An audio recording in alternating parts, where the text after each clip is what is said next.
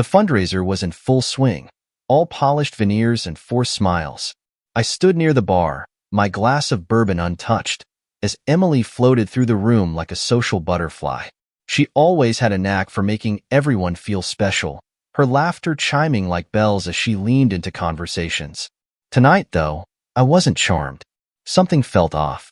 It wasn't just her dress, a deep red number that hugged her figure a little too perfectly, something she hadn't worn in years. It wasn't the way her hair cascaded over her shoulders, styled as though she wanted to impress someone new. No, it was the way her eyes darted nervously when she thought I wasn't looking, scanning the room as if searching for someone. Then I saw him. He stood by the grand piano, tall, with a carefully tailored suit and the kind of easy confidence that made him stand out. I'd never seen him before, but something about the way Emily's gaze locked on him told me everything I needed to know. He smiled at her, and she returned it. A smile I hadn't seen in months, one that used to be mine. They were too close. His hand brushed her arm as they talked, lingering a second too long. Emily tilted her head, laughing softly at something he said, and my chest tightened. I felt like an outsider looking into a life that wasn't mine anymore. She caught my eye then, her face paling as she realized I was watching. Her smile faltered, and for a brief moment, guilt flickered in her expression. But she quickly recovered, excusing herself from him and weaving her way through the crowd toward me. "Randall," she said, her voice just a touch too cheerful, her hand slipping onto my arm. "I didn't see you standing here. Are you enjoying the party?" "Not really," I replied, my tone sharper than I intended. Her eyes searched mine, and for a moment, it seemed like she might say something. An apology, an explanation, anything. But instead, she squeezed my arm and said, "I think you'd like Liam. He's an art consultant. Let me introduce you." Liam. The name burned into my mind as she tugged me toward him. My grip tightened on my glass as he turned, his smile widening when he saw us approaching. "Randall, this is Liam," Emily said, her voice light. "He's been helping the gallery secure some new pieces." "Pleasure," Liam said, extending a hand. I shook it, my grip firm, my eyes never leaving his. "Likewise." The conversation that followed was strained, filled with pleasantries that felt like barbs. Liam was charming, no doubt, with an easy smile and a way of speaking that drew people in. But I wasn't drawn in. I was calculating, analyzing every glance, every inflection. Emily stayed close to him, her body angled toward his as if I wasn't even there. The more I watched, the more the pieces fell into place. The late nights, the sudden excuses, the way she'd stopped laughing at my jokes. It all led to this moment. After a while, I excused myself, retreating to the solitude of the balcony. The cold night air hit me like a slap, clearing the fog in my mind. I gripped the railing, staring out at the city lights, my heart pounding. Behind me, the door slid open, and I didn't need to turn to know it was her. "Randall," Emily said softly, her heels clicking against the stone floor as she approached. "Are you okay?" I turned to face her, my expression unreadable. "I saw everything, Emily." She froze, her eyes wide. "What do you mean?" "You know exactly what I mean," I said, my voice low but steady. "You and Liam." Her face flushed, and she looked away, biting her lip. "It's not what you think," she began, but I cut her off. "Save it," I said, taking a step closer. "I don't want excuses. I want the truth." She hesitated, her shoulders slumping as if the weight of her secrets was finally too much to bear. "I didn't mean for it to happen," she whispered. "I was lonely, Randall. We've been so distant and I—" Her words trailed off, but the damage was done. My hands clenched at my sides as I fought the urge to lash out, to demand more answers, to make her feel even a fraction of the pain she'd caused me. Instead, I took a deep breath, my voice cold and measured as I said, "You thought I was upset when I left that room, didn't you?" She nodded slowly, tears brimming in her eyes. "Well, you're right. I was upset," I continued, stepping past her toward the door. "But now? Now I'm planning my revenge." I didn't go home that night. The thought of sitting across from Emily at our kitchen table, pretending nothing had changed, was unbearable. Instead, I drove aimlessly through the city, my knuckles white against the steering wheel. The image of her with Liam, the intimacy in their glances, was seared into my mind like a brand. By the time I pulled into a late-night diner, the neon sign flickering above the entrance, I felt like a man untethered. I slid into a booth in the far corner, ordered black coffee, and stared at the chipped Formica table. Around me, the hum of casual conversation and the clatter of dishes felt distant, as if I were underwater. I pulled out my phone, hesitating before scrolling through her texts. She'd left it unlocked once, weeks ago, and I'd memorized her passcode, a guilty habit I never thought I'd use. But now, with my suspicions confirmed, the line between right and wrong felt blurred. The first few messages were mundane, work updates, chats with her sister, but then I found his name, Liam. The texts were cautious, brief, but there was an intimacy in them that couldn't be denied. Last night was incredible. I can't stop thinking about you. Let me know when you're free next. I scrolled further, my pulse quickening as the evidence mounted.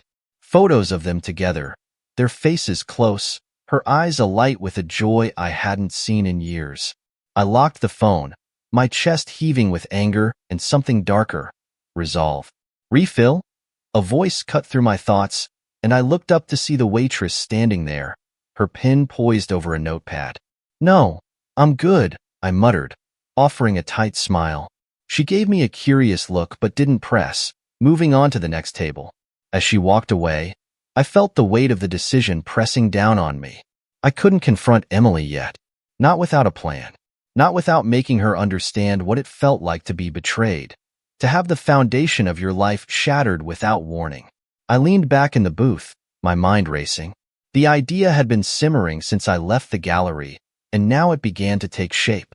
Emily thought she had control, that she could lie and maneuver without consequence. But what if I turned the tables? What if I became the one pulling the strings? By the time I returned home, the house was dark. Emily's car was in the driveway, but the windows were black, her silhouette nowhere to be seen. I slipped inside quietly, the familiar scent of lavender from the diffuser in the hallway striking me as absurdly normal. She was asleep when I entered the bedroom, her form curled beneath the blankets. For a moment, I just stood there, watching her. She looked peaceful, vulnerable even, her hair spilling across the pillow in waves. It was a cruel contrast to the storm brewing inside me. I climbed into bed carefully, my movements measured. As I settled onto my side, her hand brushed against mine, a reflexive touch that once brought me comfort. Now, it felt hollow. I stared at the ceiling, the silence between us deafening. The next morning, Emily was up before me, humming softly in the kitchen as she made coffee. I watched her from the doorway, my expression neutral as she glanced over her shoulder and smiled. "Morning," she said, sliding a cup toward me. "You were out late last night." "Had some work to finish," I lied smoothly, taking a sip. Her eyes lingered on me, searching for something. Suspicion, guilt, maybe a crack in my mask. But I held her gaze, calm and steady, until she turned back to the stove, flipping pancakes like it was just another Saturday morning. "I was thinking we could go for a hike today," she said, her tone casual. "It's been a while since we did something outdoors together." It was an olive branch, a weak attempt to bridge the growing distance between us. I almost laughed at the irony. "Sure," I said, my voice even. "Sounds great." We spent the day moving through the motions of normalcy. On the trail, she slipped her hand into mine, pointing out wildflowers and birds like nothing had changed. But I could feel the tension beneath her smiles, the unease that came with hiding secrets. That night, as she showered, I went to work. Her phone was on the nightstand, and I unlocked it with practiced ease. My fingers moved quickly, combing through her messages, her calendar, even her photos. I took screenshots of everything that mattered, sending them to a secure folder on my laptop. By the time she emerged, wrapped in a towel, I was already in bed, scrolling aimlessly through my own phone. "You okay?" she asked, pausing in the doorway. "Yeah," I replied without looking up. "Just tired." She hesitated, her gaze lingering on me before she turned off the light and climbed into bed. As the room fell into darkness, a grim smile tugged at my lips. The first step was complete. She thought I was oblivious, that I hadn't noticed the cracks in. The days that followed were a balancing act. I became a careful observer, moving through my life with quiet precision, watching Emily without revealing what I knew. Every glance, every word she spoke felt like a performance, and I couldn't decide if she was trying to fool me or herself. I threw myself into work, keeping long hours and using the time to think. The anger still burned, but I was channeling it now, shaping it into something cold and deliberate. I wasn't going to blow up or confront her in a fit of rage. No, I wanted her to feel what I felt: confusion, betrayal, and a creeping sense of paranoia that would eat away at her until she cracked. On Wednesday evening, she said she had a work meeting. "I'll be late," she said as she pulled on her coat. I studied her closely. Her makeup was subtle but flawless, her lips painted with a shade of red she hadn't worn for me in years. "Where's the meeting?" I asked casually, sipping my coffee. Her eyes flickered for a moment, almost imperceptibly. "Downtown. At the agency." I nodded, pretending to believe her. "Don't wait up," she added, leaning down to kiss my cheek. As soon as the door clicked shut behind her, I moved. I grabbed my car keys and followed at a safe distance, keeping my headlights low as I trailed her through the winding streets. She wasn't heading downtown. Instead, she turned into a quieter neighborhood on the other side of town. Riverside. It was a place I knew well enough. Quaint homes with white picket fences, the kind of neighborhood where nothing bad ever seemed to happen. I parked 2 blocks away and walked the rest of the distance, keeping to the shadows. Emily's car was parked in front of a modest brick house. The porch light was on, and I could see movement through the curtains. I didn't need to guess whose house it was. My fists clenched at my sides as I stared at the silhouette of a man standing by the window. Liam. I didn't go inside. I didn't storm in demanding answers or throwing accusations. That would come later. For now, I took out my phone and snapped a photo of her car in the driveway, the house in the background. Evidence. I drove home in silence, the weight of the night settling over me like a heavy blanket. When Emily returned hours later, her hair slightly disheveled, she slipped into bed without a word. "Meeting go well?" I asked, my tone even. She froze for a second, then forced a smile. "Yeah, just long. I'm exhausted." I turned away, hiding the smirk that threatened to break through. The next morning, I started weaving the threads of my plan. If Emily wanted to live in shadows, I would give her a taste of what it felt like to be on the other side of the lies. That afternoon, I reached out to an old acquaintance, Nicole. We hadn't spoken in years, but I knew she'd always harbored a soft spot for me. She was a private investigator now, specializing in uncovering secrets. "I need your help," I said when we met at a cafe. Nicole leaned back in her chair, studying me with curious eyes. "What kind of help?" I hesitated, then laid it all out. Emily's affair, the late nights, the lies. I showed her the photo I'd taken of the house. Nicole nodded slowly. "You want proof?" "More than that," I said, my voice firm. "I want her to feel exposed, vulnerable. I want her to know I see everything." Nicole's lips curled into a small smile. "Consider it done." That night, Emily's phone buzzed with a text. She didn't notice. I'd muted her notifications earlier that week, claiming it was draining the battery. But I saw the message as it mirrored on my phone. "Tomorrow night. Same time?" I didn't respond. Instead, I watched her closely as she curled up on the couch, pretending to read a book while her mind was clearly elsewhere. By the time she slipped into bed, I'd already decided how to escalate things. The next evening, while Emily prepared for her meeting, I left first. I told her I had plans with Brian, an old friend she barely remembered. She didn't question it, too preoccupied with her own agenda. Instead of meeting Brian, I drove to Riverside and parked near the same house. Nicole was already there, hidden in a nondescript sedan, her camera trained on the front door.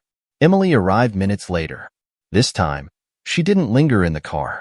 She walked up to the house with purpose, her head held high. I stayed in my car, watching as the door opened and Liam pulled her inside with a smile. Nicole's camera clicked softly, capturing everything. "Do you want me to go further?" she asked, her voice low. Not yet, I said. This is enough for now. As we drove away, I felt a strange sense of calm. The pieces were falling into place, and Emily had no idea. She thought she was in control, but she didn't realize she was playing my game now. I returned home before she did, leaving my car parked in the garage. When she walked through the door hours later, her smile faltered when she saw me waiting in the living room. Hey, she said cautiously. You're home early. I nodded, my expression neutral. Plans fell through. She hesitated, then forced a laugh. Well, I'm beat. I'm heading to bed. I watched her go, my heart pounding with anticipation. The stage was set, and the next move was mine. Emily's behavior was changing. Subtle, almost imperceptible shifts, but I noticed them all. Her laughter was more forced, her movements more guarded. She was trying to act normal, but the pressure of balancing two lives was starting to crack her facade, and I was pushing her, little by little, into a corner she wouldn't escape from. On Thursday, I decided to test her further. Over breakfast, I casually brought up the weekend. I was thinking we could spend Saturday together, I said, folding the newspaper and setting it aside. Maybe go to that vineyard you like? Her hand froze midair, the coffee cup halfway to her lips. This Saturday? Yeah, why not?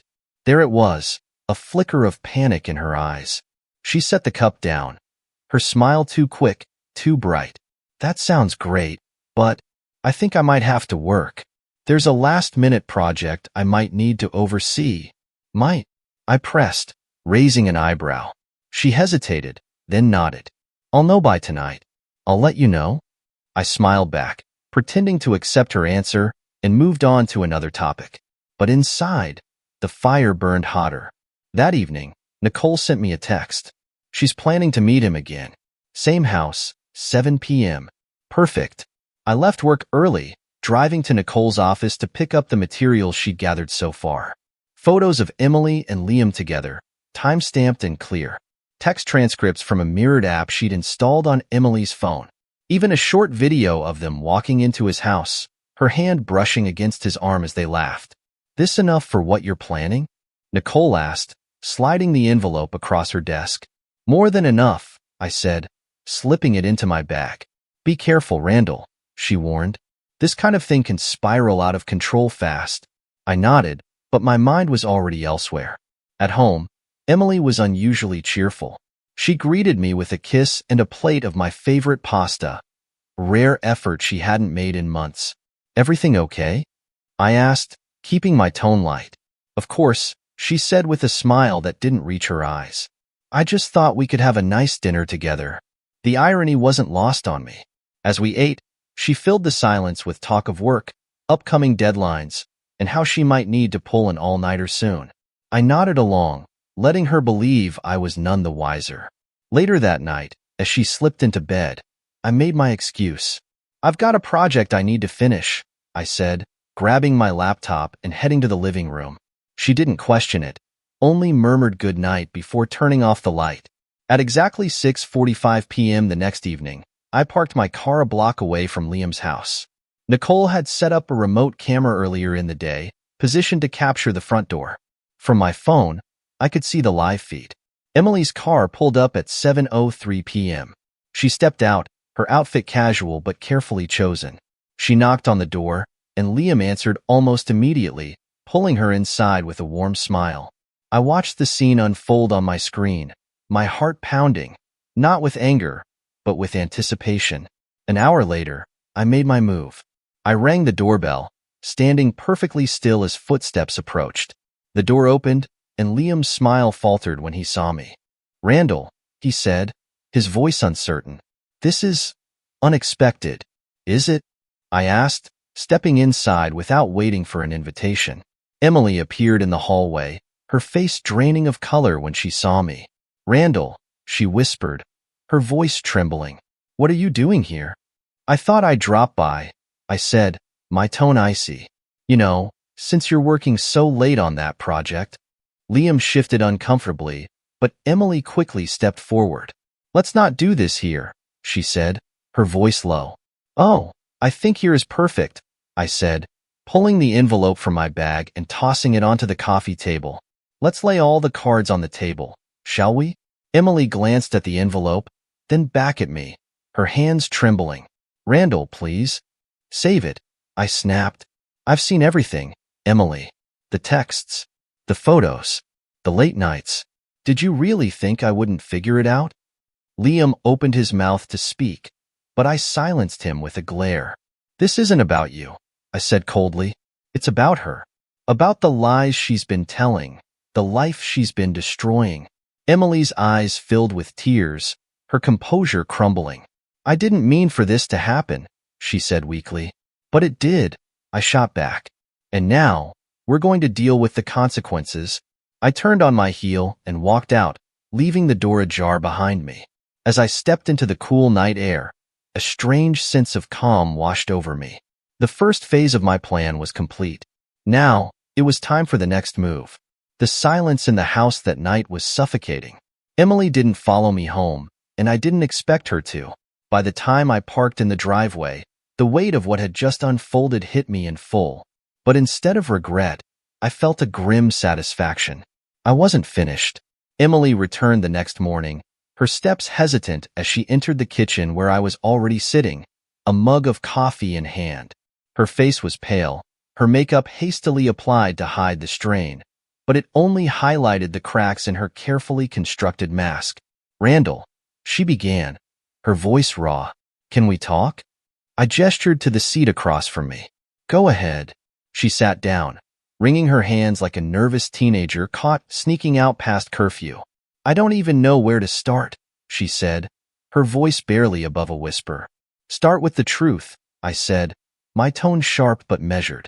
For once, her eyes filled with tears, and for a moment, I almost felt sorry for her. But then I remembered the texts, the photos, and the lies. I never wanted this to happen, she said finally. Liam and I. It wasn't supposed to be anything serious. Not serious, I repeated, leaning back in my chair. That's what you call sneaking around behind my back for months? She flinched, and her tears spilled over.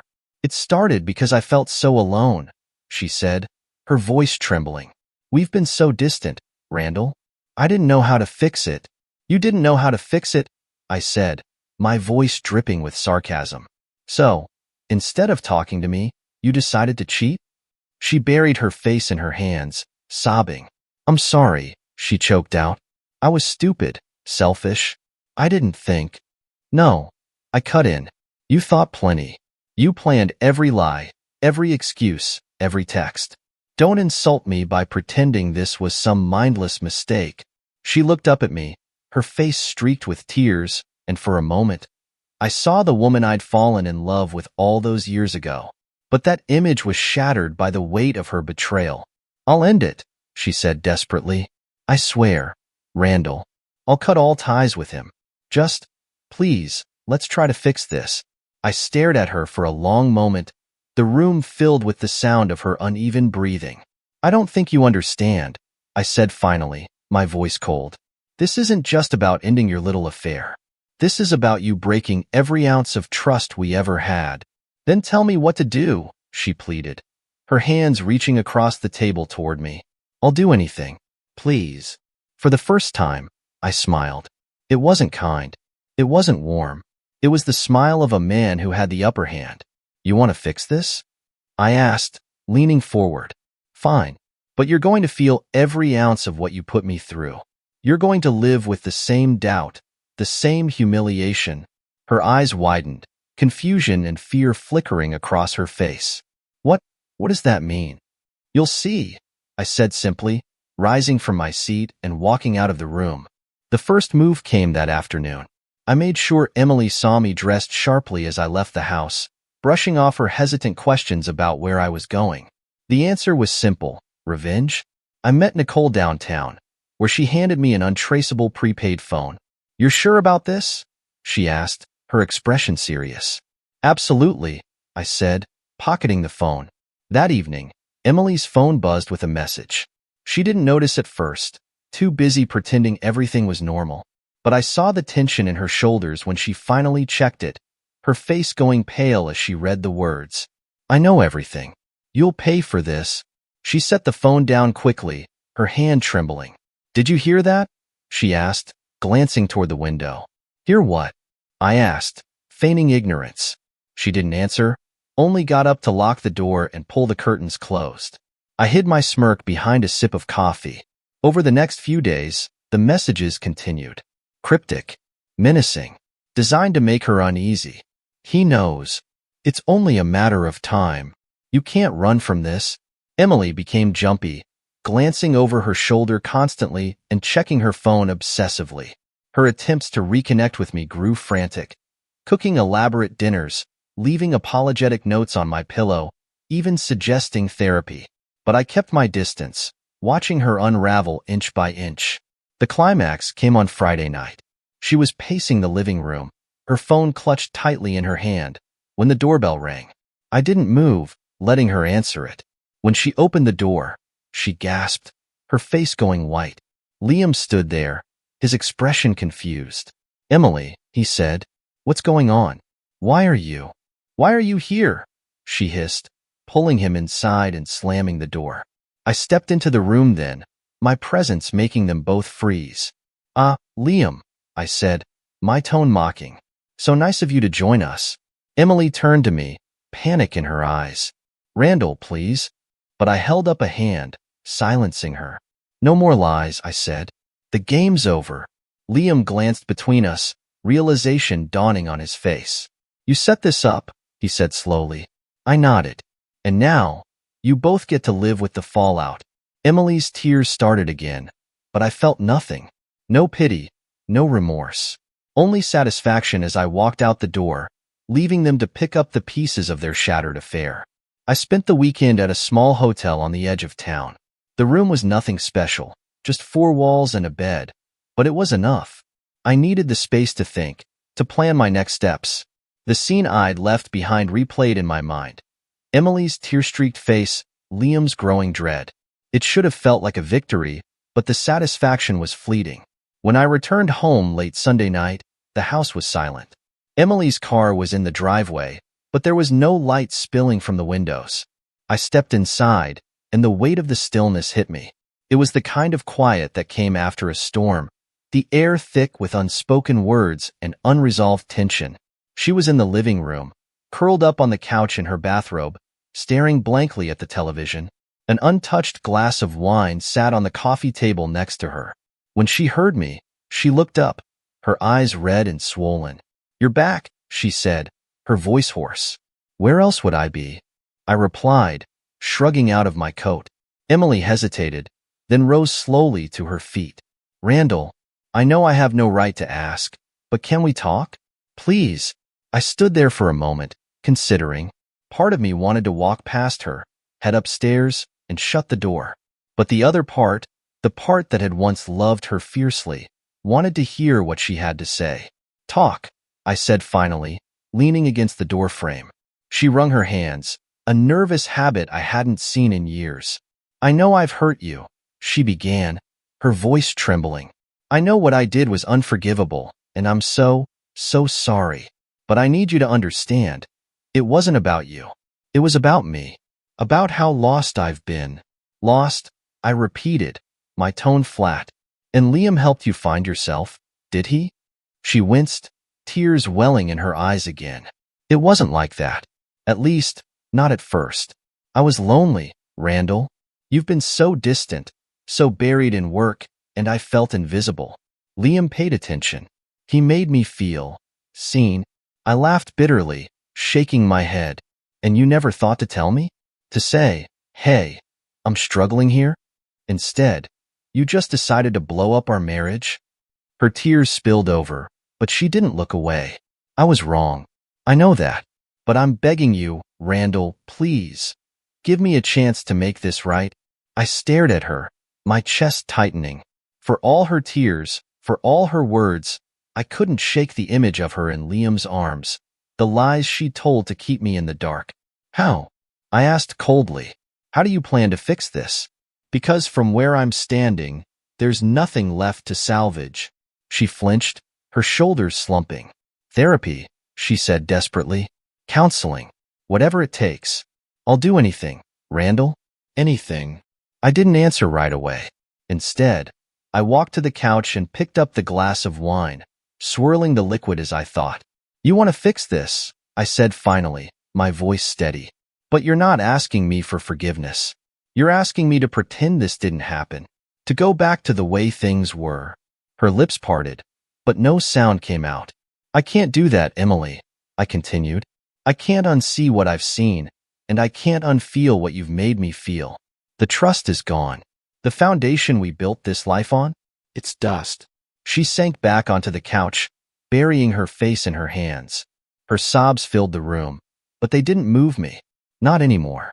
I set the glass back on the table and turned to leave. Randall, she called after me, her voice breaking. Please, don't walk away. I paused in the doorway, my hand on the frame. I already have, I said quietly, then climbed the stairs to the bedroom. The days that followed were a strange blur of routine and avoidance. Emily tried to bridge the gap with small gestures. A cup of coffee waiting for me in the morning, folded laundry on the bed. But they felt hollow, like a child trying to patch a shattered vase with glue. Meanwhile, I started making arrangements. Meetings with a lawyer, conversations with Nicole about securing more evidence, even a visit to the bank to open a separate account. Every step I took felt like regaining a piece of myself, reclaiming control over a life Emily had tried to rewrite. One night, as I was working in the garage, Emily appeared in the doorway. I told Liam it's over, she said softly. I didn't look up. Good for you. She stepped closer, her voice trembling. Doesn't that mean anything to you? I set down the wrench in my hand and turned to face her. It's a start, I said, but it doesn't erase what you've done. Her eyes searched mine, desperate for a sign of hope. I love you, Randall, she whispered. I sighed, running a hand through my hair. I wish that were enough, I said honestly. Her tears returned, but this time, I didn't stay to watch. I walked past her, into the house, and up to the bedroom. That night, as I lay in bed, I realized something. I didn't just want to end this chapter of my life. I wanted to rewrite the whole story. Emily thought the worst was over, but she had no idea.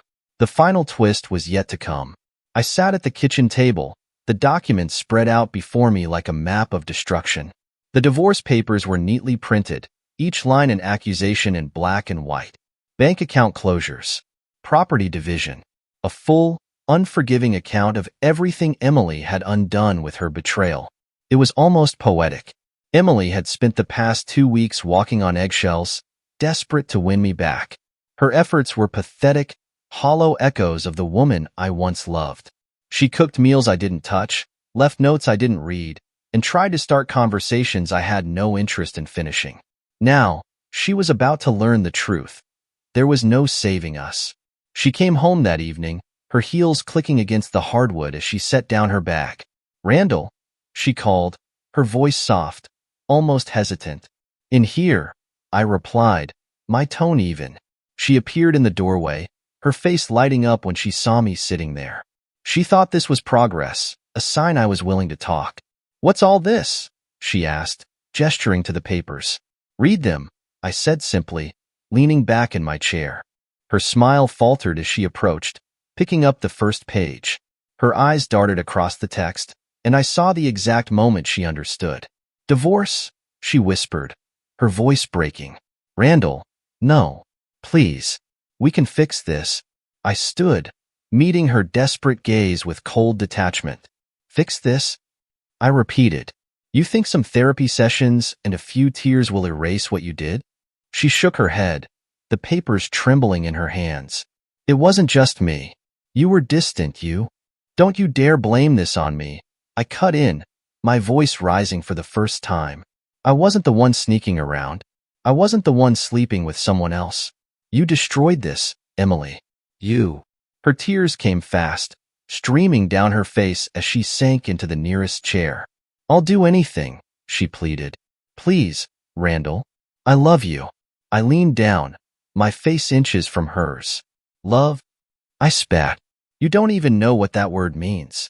If you loved me, you wouldn't have torn our life apart for some pathetic fling. Her sobs filled the room, but I didn't feel a shred of pity. This was the moment I'd been waiting for. The moment she realized just how deep the knife had gone, I straightened, pulling out my phone and tapping the screen. A video began to play, the one Nicole had recorded of her and Liam entering his house. She looked up, her face twisted in horror as she watched. You recorded us? I had to, I said coldly. How else was I supposed to prove what you really are? She reached for me, but I stepped back, watching her crumble. I can't undo it, she sobbed. But we can move forward. Please, Randall, don't do this. I laughed, a harsh, bitter sound. You don't get it, do you? This isn't about fixing anything. This is about making you feel what I felt. Helpless, betrayed, broken. Her cries grew louder, but I pressed on. I sent copies of the video to your parents, I said, watching the blood drain from her face. And to a few of our mutual friends. They deserve to know the truth, don't you think? No, she gasped, standing abruptly. Randall, you can't. I already did, I said, my voice a razor's edge. Liam, too. His wife has the full file. I hear she's already packed his bags. Emily's knees buckled, and she collapsed back into the chair, shaking her head. You've ruined me, she whispered. No, Emily, I said, my voice calm now. You ruined yourself. I picked up the divorce papers and placed them in front of her, a pen balanced on top. Sign them, I said, or I'll make sure everyone knows exactly who you are. She stared at me, her eyes filled with a mix of fury and despair. But she didn't argue. Her hand trembled as she picked up the pen and scribbled her name at the bottom. When it was done, I gathered the papers and turned to leave. Where are you going? She called after me, her voice hollow. To live my life, I said without looking back. As I stepped outside, the cool night air hit me like a cleansing wave. For the first time in months, I felt free. The weight of her lies, her betrayal, was gone, replaced by a sense of vindication I hadn't thought possible. I didn't know what the future held, but I knew one thing for certain. I would never let anyone take me for a fool again.